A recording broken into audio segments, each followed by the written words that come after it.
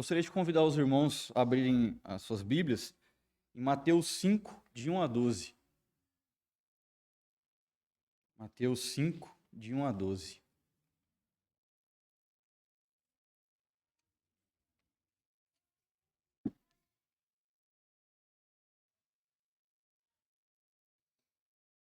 O texto diz: Vendo Jesus as multidões, subiu ao monte, e como se assentasse, aproximaram-se os seus discípulos, e ele passou a ensiná-los, dizendo: Bem-aventurados os humildes de espírito, porque deles é o reino dos céus. Bem-aventurados os que choram, porque serão consolados. Bem-aventurados os mansos, porque herdarão a terra. Bem-aventurados os que têm fome e sede de justiça, porque serão fartos. Bem-aventurados os misericordiosos, porque alcançarão misericórdia. Bem-aventurados os limpos de coração, porque verão a Deus. Bem-aventurados os pacificadores, porque serão chamados filhos de Deus. Bem-aventurados os perseguidos por causa da justiça, porque deles é o reino dos céus. Bem-aventurados sois quando, por minha causa, vos injuriarem e vos perseguirem e, mentindo, disserem todo o mal contra vós. Regozijai-vos e exultai, porque é grande o vosso galardão nos céus, pois assim perseguiram aos profetas que viveram antes de vós. Vamos orar novamente?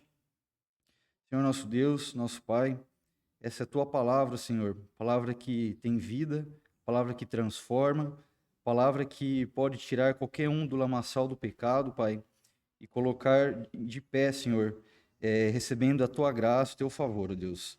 Esteja conosco esta manhã, fale aos nossos corações e transforme o nosso ser. É isso que eu te peço, em nome de Jesus. Amém. Irmãos, o autor ele começa dizendo que esse capítulo é um trecho do Sermão do Monte, o Sermão da Montanha. E são palavras ditas pelo próprio Cristo, que ele é o cabeça da igreja, é o comandante de todos nós, aquele que lidera o seu exército, o seu batalhão. E o autor ele começa nos fazendo 3 perguntas. Primeiro, que tipo de pessoa deveria ser o crente? Como que eu deveria ser? Como que eu deveria me portar? Que caráter cristão deveria ser o nosso alvo? O que eu devo almejar? Qual o caráter que eu deveria buscar enquanto filho de Deus? E a terceira pergunta, qual a conduta e os hábitos mentais que deveríamos cultivar como seguidores de Jesus? Então, se os irmãos se perguntam, como que eu devo agir? No que eu devo pensar? Onde que está a resposta para essas perguntas? Ele fala o seguinte, se alguém tem dúvida com relação a isso, estudemos com frequência o Sermão do Monte. Nessas palavras que nós acabamos de ler, Jesus ele traz resposta para essas perguntas. O que eu devo ser, no que eu devo pensar, como eu devo agir, qual deve ser o meu caráter. Não se pode dizer seguidor de Cristo ao mesmo tempo que não se anda por onde ele andou. Não tem como alguém dizer que eu sigo a Jesus, eu sou um discípulo dele, se não ouvir essas palavras e não procurar segui-las, imitá-las. Não tem como dizer que crê em Jesus e não conhecer o que ele falou. Certa vez, um tempo atrás, um amigo do trabalho me disse que acreditava em Deus, mas que ele não acreditava muito na Bíblia, não. Eu falei, rapaz, como é que funciona isso? Como que é Deus que você acredita? Você idealizou algo, você criou algumas características, Então, talvez essa seja uma tendência de muitas pessoas. Eu creio em Deus, mas a Bíblia não tanto assim, Isso não é possível, irmãos, porque nós não podemos, com a nossa mente pecaminosa, criarmos um Deus de acordo com a nossa vontade, Então, da mesma maneira, naquilo que nós devemos pensar em agir, tudo isso o Senhor Jesus já nos ensinou, e ele diz que algumas palavras que nós repetimos aí é aquela bem-aventurado, E o que significa ser bem-aventurado? É muito comum, segundo o autor, a gente traduzir isso por ser feliz. Mas ele fala que talvez seja uma tradução um pouco simplista, É ser feliz. Mas é mais do que isso também. É ser abençoado por Deus, receber recompensas de Deus. Tanto que se os irmãos observaram, nos versos que nós acabamos de ler, ele coloca algumas características para o cristão, mas logo em seguida ele coloca uma recompensa de Deus. Então ele diz que ser bem-aventurado é alguém recompensado por Deus. Aí talvez a nossa mente pecaminosa possa pensar algo do tipo assim: então eu tenho que fazer algo eu vou fazer isso para receber de Deus, como se fosse uma barganha. E não é isso, irmãos. A ideia é de que aquilo que nós façamos é por amor a Deus, porque nós queremos imitá-lo, imitar a Jesus, né? Agora, aquilo que Deus nos dá em recompensa é porque Ele é bom, né?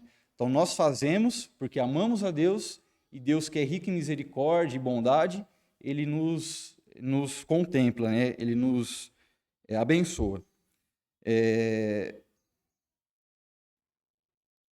Quem diz, né? Quem Cristo chamou de bem-aventurado? Então, ele dá aí diversas características. Embora sejam diversas características que nós lemos nesses versos, todas elas estão presentes em uma pessoa, que é nos filhos de Deus. Então, se você se considera como cristão, é um cristão, essas características estão presentes nos filhos de Deus, né? Primeiro, verso 3, primeira característica, né? Versículo 3. Jesus chamou de bem-aventurados os humildes de espírito. O que seria isso, humildes de espírito? São pessoas modestas quanto ao seu autoconhecimento. São pessoas que conseguem olhar para si e ver realmente quem elas são.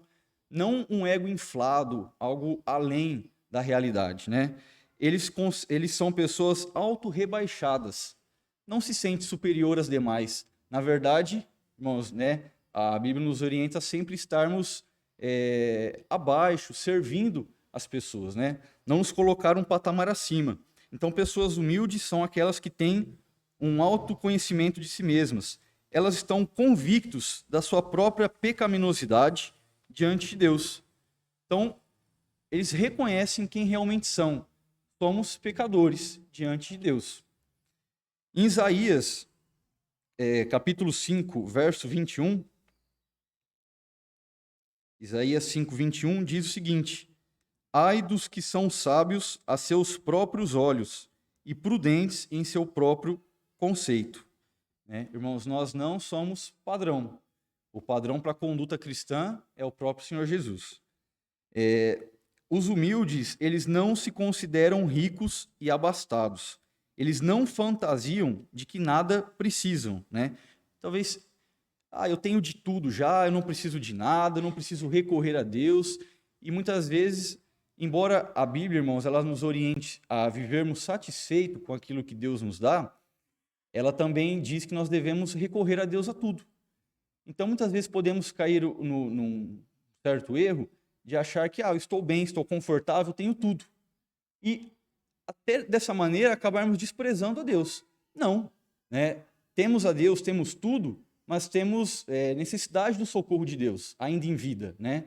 Ficamos doentes, muitas vezes desesperados por alguma situação, desempregados, problemas familiares, devemos recorrer a Deus, né? Então nós não devemos nos considerar ricos e abastados, pessoas suficientes em si mesmas. Os humildes são miseráveis, pobres, cegos e nus. A humildade é a porta de entrada para o cristianismo. Ninguém que tudo tem precisa de um salvador. E a nossa sociedade, muitas vezes, ela se sente abastada, né? Como que nós vamos convencer pessoas de que elas precisam de um salvador se elas não se sentem perdidas, se elas não se sentem pecadoras? A pessoa só consegue reconhecer a necessidade de um salvador se ela se sentir perdida. Caso contrário, né? E numa sociedade onde o ser humano está acima de tudo, né? Ele tem que estar satisfeito e feliz, só mesmo o Espírito Santo para convencê-las disso, né? Então, o primeiro passo é a humildade, que é a porta de entrada para o cristianismo. Ninguém nunca recorreu a Deus clamando por misericórdia se não passasse por essa situação de desespero, de autoconhecimento de si mesmo. Então, essa é uma característica, né, que nós devemos ter. Estes, segundo o autor, segundo Cristo, né, são bem-aventurados. No verso 4, a segunda característica, né, diz que o Senhor Jesus chamou de bem-aventurados aqueles que choram. E o autor coloca, né? Mas eles choram por quê? Eles choram pelo quê? Porque ele não conseguiu fazer uma viagem de férias no final do ano, porque ele não conseguiu trocar de carro, né? Não conseguiu, não sei, uma coisa, algo material, enfim. Ele fala, não, irmãos, né? Aqueles que choram, eles são aqueles que se entristecem pelo pecado. Não é chorar por coisas fúteis, inúteis. Eles choram por conta do pecado. Eles se lamentam diariamente pelas suas falhas diante de Deus. Eles choram pelo mundo que jaz no maligno, esse mundo perdido, né, sem Deus. É isso que vai entristecer o coração do cristão. Não são coisas materiais, fúteis, passageiras, né? Ele chora porque o seu pecado ofende a Deus. Eles choram porque tal peso é intolerável para que eles carreguem. No Salmo 51, verso 17, Salmo 51, 17 diz: sacrifícios agradáveis a Deus são o espírito quebrantado, o coração compungido e contrito. Não o desprezarás, ó Deus. E aí, ainda no verso 4 de Mateus, logo em seguida, vem a recompensa, né, para aqueles que choram. Que algum dia não mais chorarão, pois serão consolados. E esses são bem-aventurados também, né, recebem a graça de Deus. A terceira característica, no verso 5 de Mateus, diz o seguinte, que o Senhor Jesus também chamou de bem-aventurado os mansos. E o que é ser uma pessoa mansa? É aquele cujo espírito é paciente e satisfeito. Pessoas mansas são capazes de sofrer injustiças sem guardar rancor, né? Não são pessoas vingativas. E essa é uma característica do cristão, né?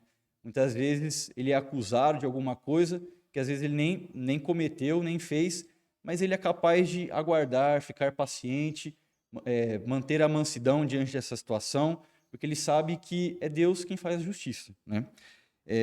Dificilmente se deixam irritar. Eles esperam pelas boas coisas que Deus tem para dar. Então, os mansos, ele não espera uma justiça deste mundo. Ele espera algo que Deus tem a oferecer. Ele espera a justiça divina. Ele aguarda a longo prazo. Esse cristão nunca será um perdedor. Por mais que momentaneamente a sociedade veja ele como alguém que sofreu, esse cara foi injustiçado, por que ele não fez algo, né? Por que ele não retrucou, ele não respondeu, ele não se vingou? Esse cristão manso, ele vai aguardar a justiça de Deus. Ele sabe que a longo prazo ele será um vencedor, juntamente com Cristo, né? Apocalipse, capítulo 5, verso 10, diz o seguinte: e para o nosso Deus os constituíste reino e sacerdotes, e reinarão sobre a terra.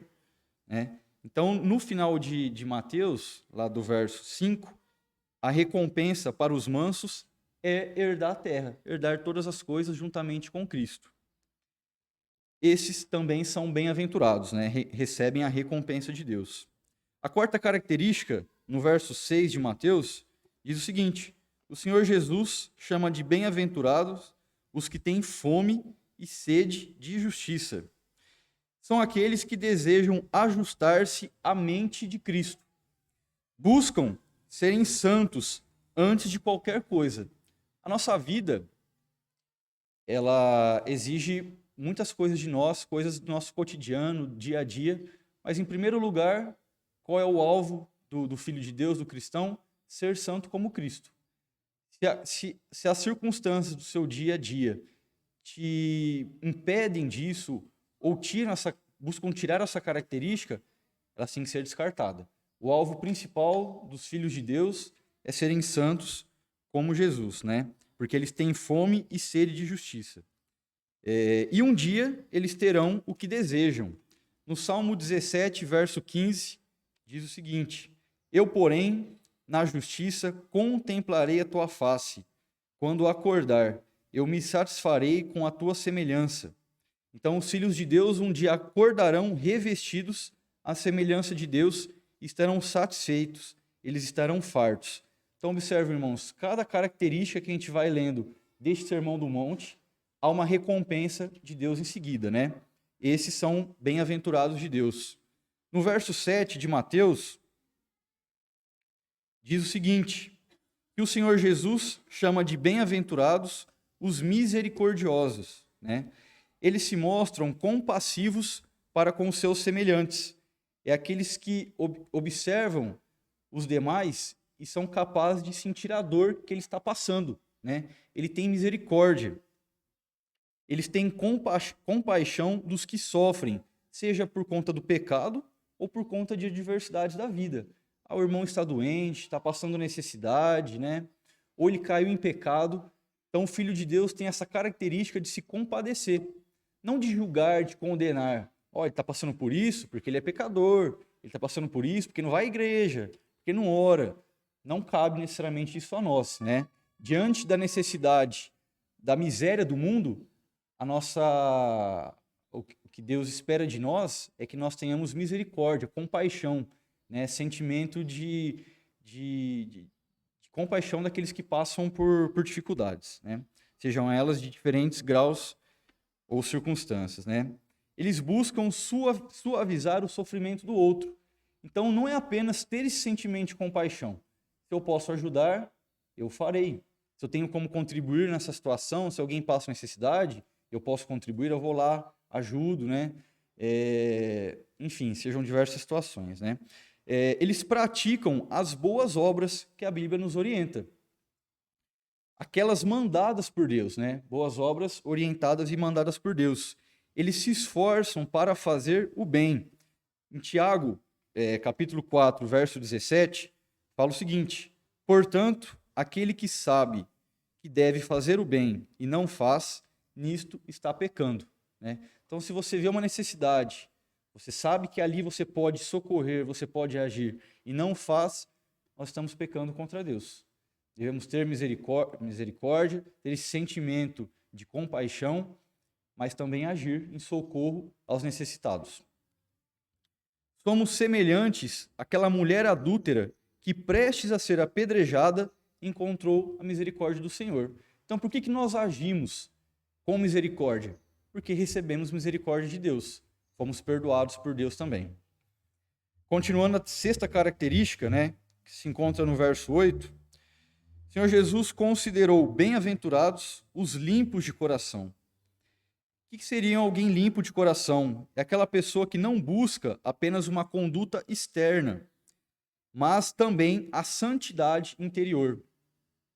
Não que o externo não seja importante, ele é também, né? Existe um padrão, uma conduta a ser seguida, mas isso deve partir do coração, tem que iniciar lá dentro, nas nossas vidas, né? Eles não se satisfazem com uma mera exibição religiosa. Então não basta parecer que é crente, tem que ser, né? Não tem como fingir isso, um comportamento. E uma hora essa máscara ela vai cair, né? Se há um fingimento só externo, não há uma transformação interna, isso um dia não durará muito tempo. Eles se esforçam para manter a mente e o coração isentos de ofensas. 1 Samuel, capítulo 16, verso 7, diz: o homem vê o exterior, porém o Senhor vê o coração. Quanto mais a mente inclinada a Deus, maior comunhão com o Senhor. Então, essas pessoas que buscam a limpeza de coração, né, serem limpos de coração, buscam a santidade, buscam uma conduta correta cristã e um coração sincero diante de Deus, essas são chamadas também de bem-aventuradas. Elas recebem o consolo, a graça de Deus. A sétima característica, que está no verso 9 de Mateus, o Senhor Jesus chama de bem-aventurados, são os pacificadores. São aquelas pessoas que influenciam em promover a paz, seja em qualquer lugar que ela estiver, na igreja, no trabalho, na família. São pessoas que não criam intrigas na igreja, não criam intrigas no ambiente familiar, no ambiente do trabalho, no ambiente escolar, né? Eles se esforçam para manter a harmonia e a paz, não causam contendas, intrigas entre os irmãos. Em Romanos, capítulo 13, verso 10, o amor não pratica o mal contra o próximo, de sorte que o cumprimento da lei é o amor.